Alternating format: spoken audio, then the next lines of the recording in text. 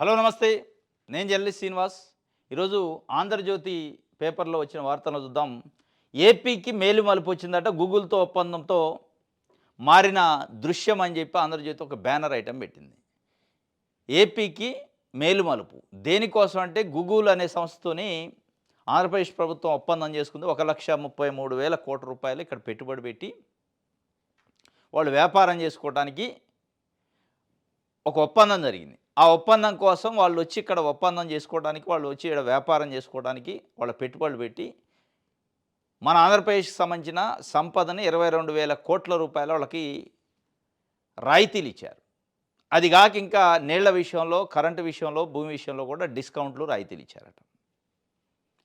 ఇప్పుడు నారా చంద్రబాబు నాయుడు గారో, లోకేష్ గారి ఇంట్లో నుంచి రాయితీలిచ్చినట్టు, ఆయన బట్టకొచ్చాడు వ్యాపారం పెట్టినట్టు, అసలు గూగుల్ అనే సంస్థ కేవలం అసలు ఇక్కడున్న మన రాష్ట్రాన్ని పెంచి పోషించడానికి, సాధటానికి వస్తున్నట్టు, మన రాష్ట్రంలోని యువతకి ఉద్యోగాలు ఇవ్వటం కోసమే వాళ్ళు ఇక్కడ సంస్థ పెడుతున్నట్టు ఒక ఇంటర్ప్రిటేషన్ చేస్తాను.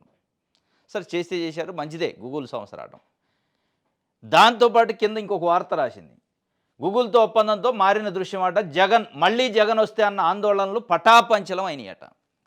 మళ్ళీ జగన్ వస్తే అనే భయం ఎవరికి ఉంది? ఆ ఉంటే గింటే ఒకవేళ గూగుల్ సంస్థ వస్తే అది పటాపంచలం ఎట్లయిద్ది అనేది అర్థం కాని ప్రశ్న. ఏందో మరి సంతోషం భుజాలు దడుపుకోవడం అర్థం కావట్లేదు. మళ్ళీ జగన్ వస్తే అనే భయం ఇప్పటివరకు ఉండేదట. గూగుల్ సంస్థతో ఒప్పందం తర్వాత పటాపంచలం అయిపోయిందట. దాంతోపాటు కర్నూలులో ప్రధానమంత్రి గారు ఆంధ్రప్రదేశ్కి ఇచ్చిన భరోసాతో కూడా పటాపంచలేదు. ఇప్పటికే 4 సార్లు అధికారికంగా వచ్చారు చంద్రబాబు నాయుడు గారు ముఖ్యమంత్రి అయ్యాక మోడీ గారు ఈ రాష్ట్రానికి. 4 సార్లు మాటల భరోసా ఇస్తున్నారు. మాటల భరోసాతో కడుపు నిండదు. ఈ ఆంధ్రప్రదేశ్కి వచ్చింది లేదు. మళ్ళీ అదే మాటల భరోసా ఇచ్చారు తప్ప చేతల భరోసా లేదు. ఈ 2 విషయాలు ఆంధ్రజ్యోతి చెప్తుంది. మళ్ళీ జగన్ వస్తే అనే భయం పటాపంచలం అయింది. ఎట్లా అయింది గూగుల్ వస్తే? గూగుల్ సంస్థ ఓటేస్తే మళ్ళీ జగన్ ఓడిపోతారా, లేదా చంద్రబాబు నాయుడుకి వెళ్తారా? ప్రజలు కదా, 5 కోట్ల మంది ఆంధ్రప్రదేశ్లో ఉన్న ప్రజలు వాళ్ళకి మెచ్చి, వాళ్ళకి నచ్చి ఉన్న పార్టీకి ఓట్లేస్తారు. అది కదా వాళ్ళకి కదా నచ్చాల్సింది, వాళ్ళకి కదా మెచ్చాల్సింది. మీ పరిపాలన, మీ పనితనం, మీ పనితీరు ప్రజలు కదా మెచ్చి ఓట్లేసేది, నచ్చి ఓట్లేసేది. 1995 నుంచి 2004 వరకు ఉమ్మడి ఆంధ్రప్రదేశ్కి చంద్రబాబు నాయుడు గారు 2 సార్లు ముఖ్యమంత్రి చేశారు. ఇప్పుడు ఇక్కడ దాన్నే రాశారు. హైదరాబాద్కు మైక్రోసాఫ్ట్ను రప్పించింది చంద్రబాబు నాయుడు. ఇప్పుడు విశాఖ గూగుల్ వస్తున్నది కూడా చంద్రబాబు హయాంలోనే. ఇది యాదృచ్ఛికం కాదు, ఆయన అనుసరించే పాలసీ వల్ల ఇది సాధ్యమవుతుందని ఫస్ట్ పోస్ట్ విశ్లేషణ చేసింది.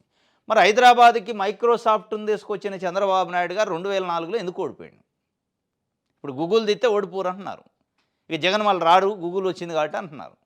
ఆ రోజు కూడా హైదరాబాద్కి మీరు అంటున్నట్టు మైక్రోసాఫ్ట్ని తీసుకొచ్చింది చంద్రబాబు నాయుడు గారు, బిల్ గేట్స్ని తీసుకొచ్చింది చంద్రబాబు నాయుడు గారు, బిల్ క్లింటన్ తీసుకొచ్చింది చంద్రబాబు నాయుడు గారుగా. మరి ఇన్ని తీసుకొచ్చి ఇంతమందిని తీసుకొచ్చాక ఓడిపోయిందిగా 2004లో. 47 సీట్లతోనే ప్రతిపక్షంలో కూర్చోవాల్సి వచ్చింది కదా. ఎందుకు మరి?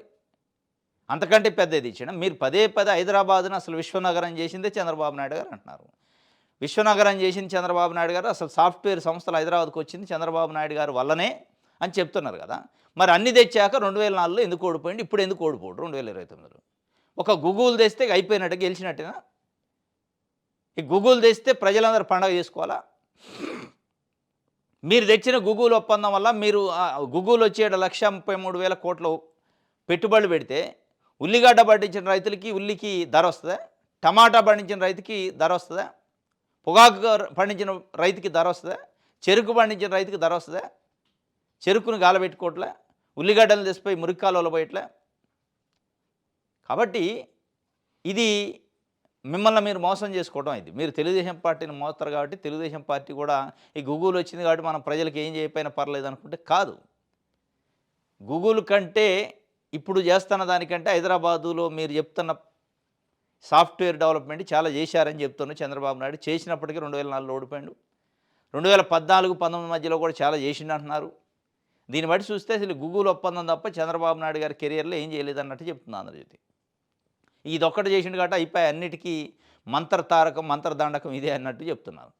ఇంకోటి నరేంద్ర మోడీ గారు వచ్చి భరోసా ఇచ్చారట. ఏమి ఇచ్చారు భరోసా? ఏం తెచ్చారు నిధులు? ఏమిటా భరోసా? మాటల భరోసా? భరోసా గిరోసా ఇస్తే గిస్తే మేము అండగా ఉంటామని చెప్తారు. అది ఎప్పుడు చెప్తూనే ఉన్నారు. చంద్రబాబు నాయుడు గారు హిందీలో, ఇంగ్లీష్లో, లోకేష్ గారు హిందీలో, ఇంగ్లీష్లో మోడీ గారిని పొగిడారు. నమో నమో నమో అని. ఇది ఒక రకంగా ఈ మధ్యకాలంలో జగన్మోహన్ రెడ్డి బయటకు వచ్చి కొన్ని ప్రజా ఉద్యమాలు, రైతులకు సంఘీభావంగా కొన్ని ఇట్లా వెళ్తున్న సందర్భంలో మన నర్సీపట్నం మెడికల్ కాలేజీకి, అంతకుముందు పొదిలి, అంతకుముందు చిత్తూరు, అంతకుముందు గుంటూరు మిర్చి మార్కెట్ యార్డ్ ఇట్లా వెళ్తున్న సందర్భంలో ప్రజలు తండోపదండాలుగా రావటం, వాలంటరీగా ఆయనకు మద్దతు ఇవ్వటం, ప్రజల మనసులో అసలు ఆ రెస్పాన్స్ చూసిన తర్వాత ఏమన్నా ఆ భయము, ఆందోళన మళ్ళీ జగన్ వస్తాడనే భయం పట్టుకుందేమో. ఆ భయాన్ని పోగొట్టడానికి కర్నూలు మీటింగ్ పెట్టినట్టుంది. మీటింగ్ పెట్టి మేమంతా ఐక్యంగా ఉన్నాం, మళ్ళీ మనమే గెలుస్తాం అని చెప్పించినట్టుంది. మళ్ళీ మనమే గెలవాలి సార్, మాకు బలం గట్టినే ఉంది, జగన్మోహన్ రెడ్డికి వచ్చే జనాన్ని చూసి మీరేదో వేరే రకంగా అనుకోవద్దు అని చెప్పి జనాల పోగేసి అక్కడ కూర్చోబెట్టి మోడీ గారిని పొగిడినట్టుంది. మోడీ గారి స్పీచ్లో ఎక్కడా కూడా జగన్మోహన్ రెడ్డి ప్రభుత్వాన్ని విమర్శించడం కానీ, జగన్మోహన్ రెడ్డి పరిపాలనని విమర్శించడం కానీ, కాంగ్రెస్ పార్టీని అన్నారు. 11 సంవత్సరాల క్రితం విధ్వంసం జరిగింది దేశంలో అన్నారు తప్ప, ఇక్కడ జరుగుతున్న మీరు అంటున్న విధ్వంసం నుంచి వికాసం అంటున్నారు కదా, ఆ విధ్వంసం గురించి మీరు పదే పదే మాట్లాడుతున్నారు. కానీ బీజేపీ సెంట్రల్ నాయకత్వం ఎవరు కూడా దాన్ని మాట్లాడటం, మరీ ముఖ్యంగా మోడీ గారు, అమిత్ షా గారు జగన్మోహన్ రెడ్డిని పల్లెత్తు మాట అంటలా. మీకు అక్కడ ఉంది ఆ భయం. ఇప్పుడు జగన్ మళ్ళీ వస్తే, జగన్ మళ్ళీ గెలిస్తే అనే ఒక భయం పట్టుకొని, ఆ భయం తాలూకా గూగుల్ వచ్చింది కాబట్టి దాన్ని కవర్ చేసే ప్రయత్నం చేస్తాం. కానీ గూగుల్తోని ఆ భయాలు పోవు. ప్రజలకు సర్వీస్ చేయాలి, ప్రజలు నచ్చాలి, ప్రజలు మెచ్చాలి. ఇది ఒక వార్త. అయితే ఉద్యోగుల డిమాండ్లకు కదలికట్ట, ఉద్యోగ సంఘాలతో నేడు మంత్రుల భేటీ, ఆర్థిక పెండింగ్ సమస్యలపై చర్చలు, డిఏలపై ఊరట లభించే అవకాశం, పెండింగ్ సమస్యలపైన స్పష్టతకు ఛాన్సు, సానుకూలతలతో చర్చించాలని సీఎం ఆదేశం, 14 ఉద్యోగ సంఘాలకు ఆహ్వానం. ఉద్యోగుల డిమాండ్లకు కదలకు వచ్చిందట. ఏంటి ఆ కదలిక అంటే జస్ట్ మంత్రులు పిలిచి మాట్లాడతారట. 4 డిఏలు పెండింగ్ ఉన్నాయి. మీరు మాట్లాడటానికి, మంత్రులు పిలవటానికి 16 నెలలు పట్టింది. ఆంధ్రజ్యోతి కదలిక వచ్చింది, అయిపోయింది అంటున్నారు. ఉద్యోగుల డిమాండ్లకు కదలిక డిమాండ్లు నెరవేరాలి. 4 డిఏల్లో కనీసం ఒక 2 డిఏలన్నా దీపావళికి రిలీజ్ అయితేనే వాళ్ళు ఆశతో ఎదురు చూస్తున్నారు.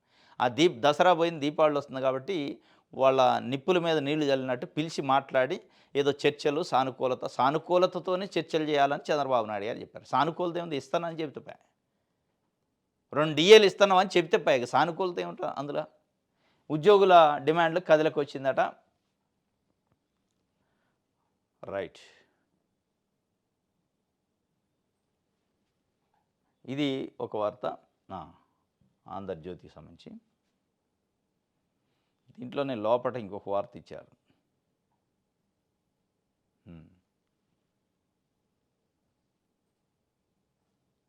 రైట్,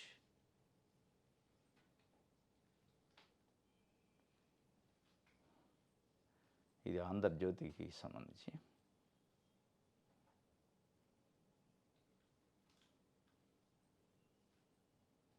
ఎక్కడుంది?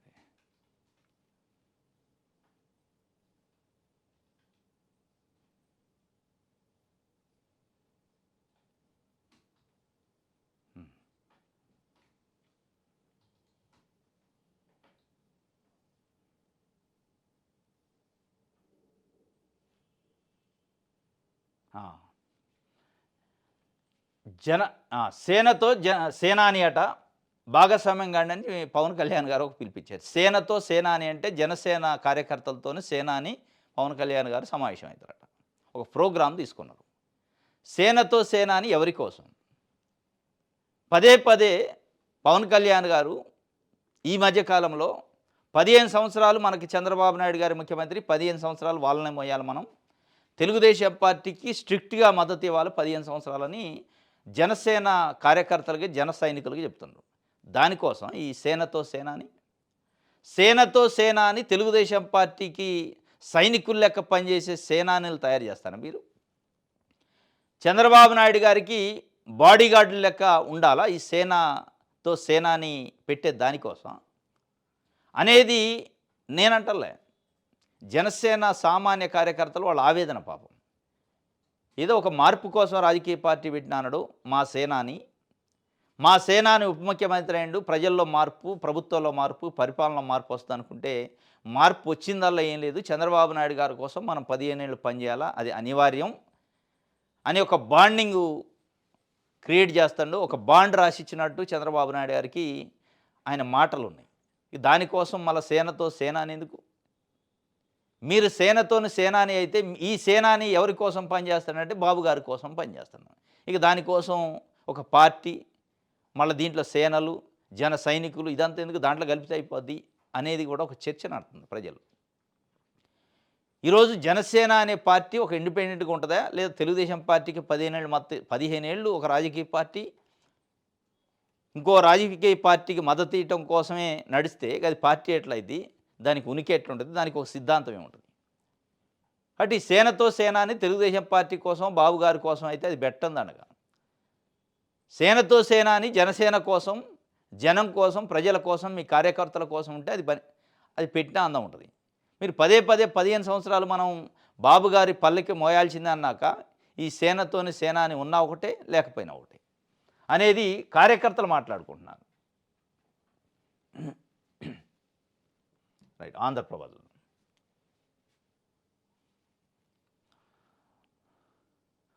మత్స్యకారులకు మేలు జరిగేలా 100 రోజుల ప్రణాళిక, వేట సామర్థ్యం పెంచేలా నైపుణ్య శిక్షణ, అదనపు ఆదాయం పెరిగేలా చర్యలు, ఉపాధి మౌలిక సదుపాయాల కల్పనపై ఫోకసు.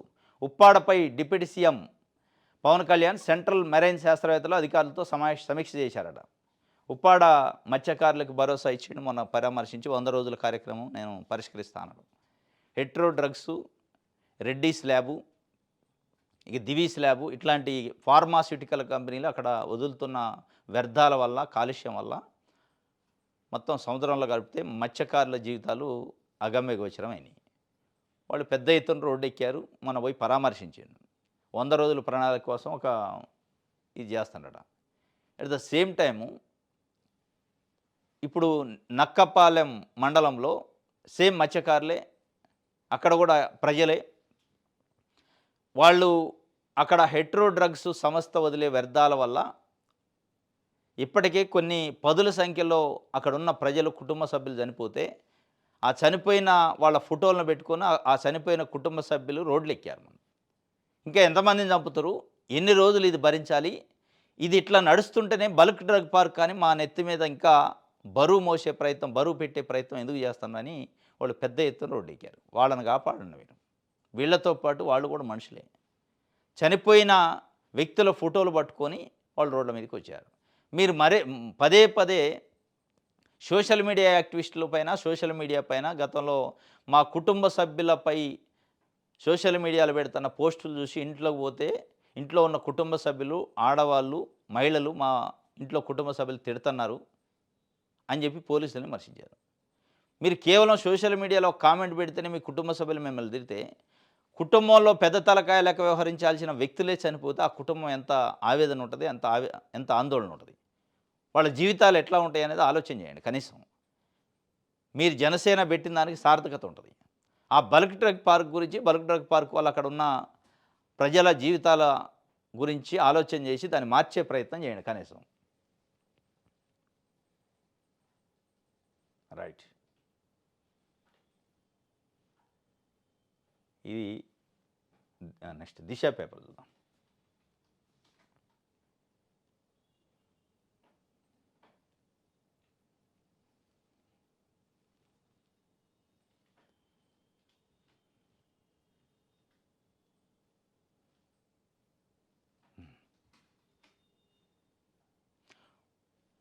రైట్. మోడీ సభతో నూతన ఉత్సాహం వచ్చిందట. మారనున్న కర్నూలు రూపురేఖలు. 13,429 కోట్ల ప్రాజెక్టులతో రాయలసీమలో స్వర్ణ యుగం ప్రారంభమైంది. టీడీపీ రాష్ట్ర అధ్యక్షుడు పల్లా శ్రీనివాసరావు చెప్తున్నారు.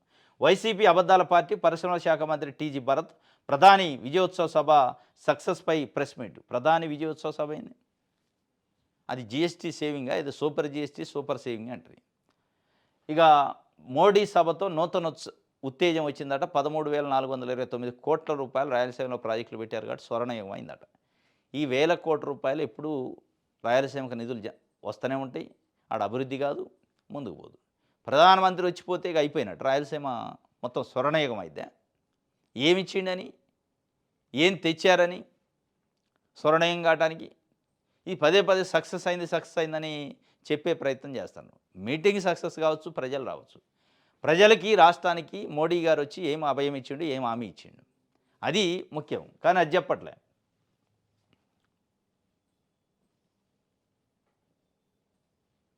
లైట్ ప్రజాశక్తి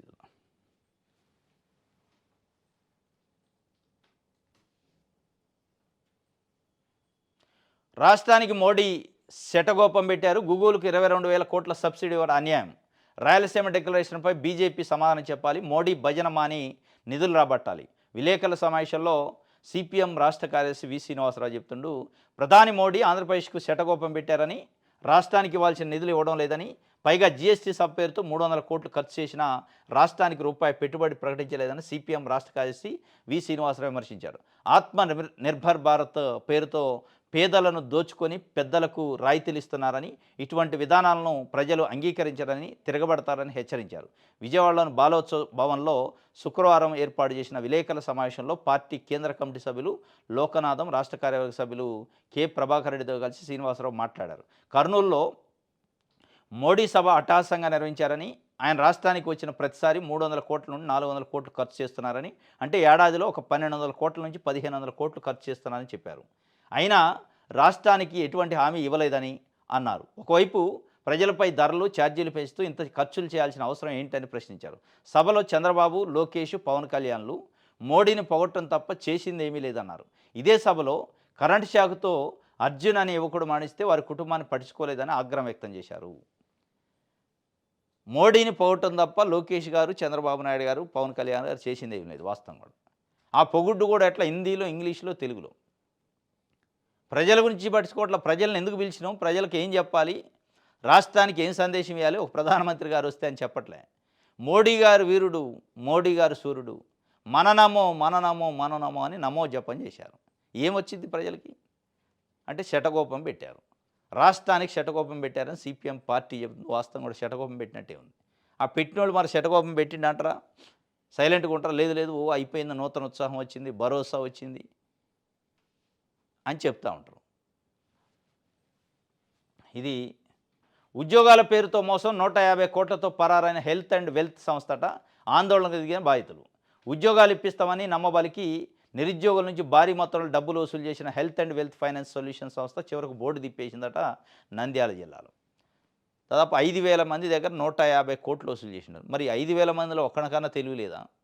అది ఈడు ఓడు health and wealth finance solution ఏంటి, ఈ కథ ఏంది, దీనికి అసలు పర్మిషన్ ఏంది, దీని యజమాని ఎవడు, ఇస్తారా ఉద్యోగాలు, ఇచ్చే ఫెసిలిటీ వీళ్ళ కాడ ఉందా, ఆ పాజిబిలిటీ కానీ ఫీజిబిలిటీ అనేది చూసుకోకుండా 5,000 మంది వేసిపోయి 150 కోట్లు చేతిలో పెడితే బోర్డు తిప్పేసిండు. ఇప్పుడు వచ్చి ధర్నా చేస్తున్న పరిస్థితి.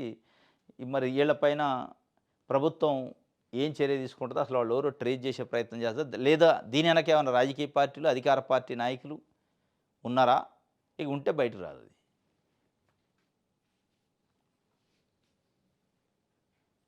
రైట్. విషయాలు అందరూ చూద్దాం.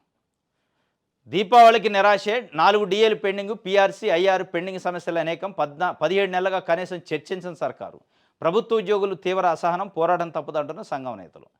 దీపావళికి నిరాశ అని విశాలాంధ్ర పేపర్ ఇచ్చింది. ఇదే అంశంపైన ఆంధ్రజ్యోతి పేపర్ ఏమి ఇచ్చిందంటే, ఉద్యోగుల సమస్యలు కదిలినాయట. ఉద్యోగ సమస్యలు కదిలితేనే పండగ చేసుకుంటున్నాయి. ఆయన 4 డిఏలు పెండింగ్ ఉన్నాయి, దసరాకు వస్తాయి అనుకున్నారు, దసరాకు రాలే. దీపావళికైనా ఇస్తారేమనేది వాళ్ళు ఎదురు చూస్తున్నారు. ఆ ఎదురు చూడటానికి ఎదురు చూపులు తప్ప, కళ్ళు కాయలు కాయటం తప్ప కనీసం మాట్లాడే ప్రయత్నం, వాళ్ళకెళ్ళి చూసే ప్రయత్నం చేయట్లే. ఆ ప్రయత్నం ఏదో ఇప్పుడు జరిగిద్దని కనీసం ఆశపడుతున్నారు వాళ్ళు.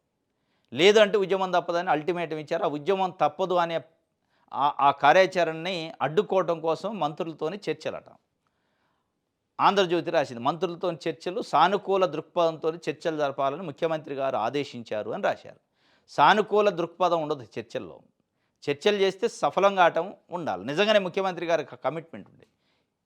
డైరెక్ట్గా పిలవచ్చు, మీకు ఏముంది, 4 ఉన్నాయా, నేను 1 టీలు వేస్తా లేదా 2 డిఏలు ఇవ్వలేస్తాం అని చెప్పగలిగితే సానుకూలం. అది ఉత్త చర్చలు సానుకూలంగా ఉండి టీ కాఫీలు పోసి పంపిస్తే అది సానుకూలం కాదు, నిరాశ మిగిలింది.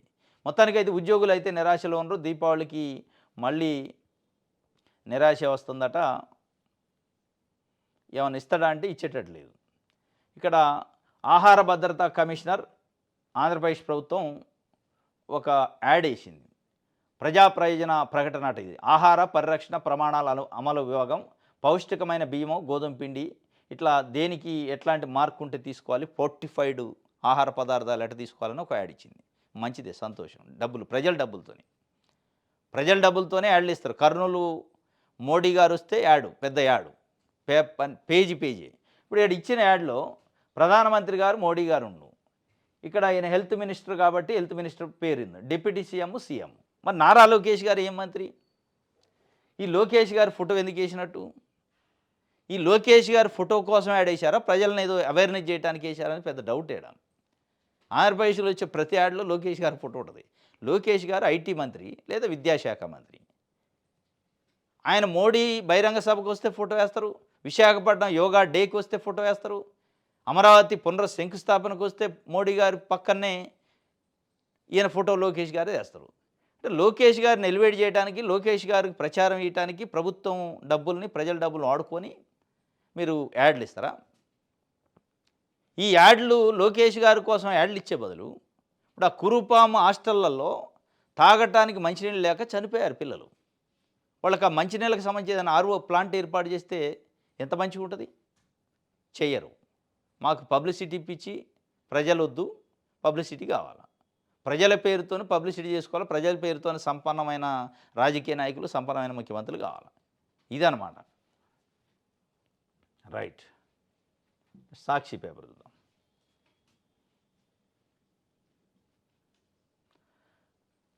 కదల్లేని విధంగా కొడతారా? రాష్ట్రంలో పోలీసుల తీరుపై నిప్పులు జరిగిన హైకోర్టు. పోలీసులు వ్యవహరించాల్సిన తీరు ఇదేనా? ఇప్పటికే ఆంధ్రప్రదేశ్లో ఉన్న పోలీసులపైన హైకోర్టు ఎన్నిసార్లు చెప్పిందో, సుప్రీంకోర్టు, హైకోర్టు. మొట్టికాయలు వేయటం కాదు, డైరెక్ట్గా సర్క్యులర్లో ఆర్డర్లు ఇష్యూ చేసింది. ఇక ఒక దశలో అయితే సువేందర్ రెడ్డి అనే సోషల్ మీడియా యాక్టివిస్ట్ పైన చేసిన దాష్టికానికి హైకోర్టు డైరెక్ట్గా సిబిఐ ఎంక్వైరీ చేసింది. అయినా వాళ్ళకి ఎక్కడ జ్ఞానోదయం కానీ, ఎక్కడ పశ్చాత్తాపం కానీ, ఎక్కడ మార్పు కనిపించట్లే. కదల్లేని పరిస్థితుల్లో కొట్టి ఒక సిఐ 2016-17 చంద్రబాబు నాయుడు గారు ముఖ్యమంత్రిగా మొదటిసారి ఉన్నప్పుడు. ఈరోజు కూడా కేసు లేదు. ఆ కొట్టిన సిఐ పైన కంప్లైంట్ ఇస్తే ఇది ఫేక్ కేసు అని, ఫాల్స్ కేసు అని తీసి పక్కన పడేశారని. హైకోర్టు మీ ఇష్టమేనా? కొట్టిన సిఐ పైన ఎందుకు కేసు నమోదు చేయాలని అడిగింది. ఆంధ్రప్రదేశ్లో అసలు పోలీసు ఏం పని చేస్తుంది? పోలీసు యంత్రాంగం పని ఏంటి? వాళ్ళు చేస్తుంది నిజంగా ప్రజల కోసం, చట్టాన్ని కాపాడటానికి, హక్కులను కాపాడటానికి ఉందా, లేదంటే కొంతమంది రాజకీయ నాయకులకు ఊడిగం చేయడానికి, ప్రభుత్వ పెద్దలు చెప్పిన పని చేయడానికి ఉన్నారా? చట్ట ప్రకారం నడుచుకుంటున్నారని ఇప్పటికే అనేక సార్లు హైకోర్టు చివాట్లు పెట్టింది, మొట్టికాయలు వేసింది. ఇక ఏ స్థాయికి వచ్చిందంటే రాష్ట్రంలో ఉన్న మెజిస్ట్రేట్లకు హైకోర్టు సర్క్యులర్ ఇష్యూ చేసింది.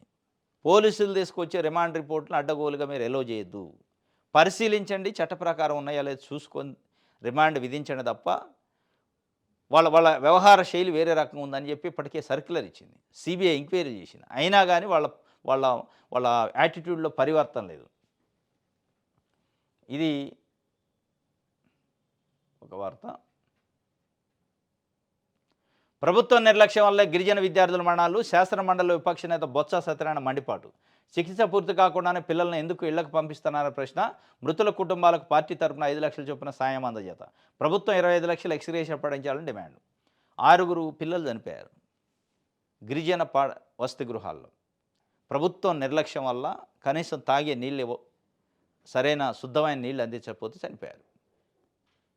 వాళ్ళని కనీసం పరామర్శించాలి. ఒక గవర్నమెంట్ తరఫున పోయి ఒక మంత్రి, దాని సంబంధిత మంత్రి పోయి పరామర్శించాలి చనిపోయిన కుటుంబాలని. వైఎస్ఆర్సీపీ శాసన మండలి పక్షనేతట బొత్స సత్యనారాయణ పోయి పార్టీ పరంగా ఒక్కొక్క మృతుల కుటుంబాలకు 5 లక్షలు పరిహారం ఇచ్చారు. ఒక పార్టీ 5 లక్షలు ఇస్తే ప్రభుత్వం కనీసం పోయి పరామర్శించి ఒక 10 లక్షల 15 లక్షలు ఇచ్చే కనీసం ఆ చర్యను తీసుకోవాలిగా.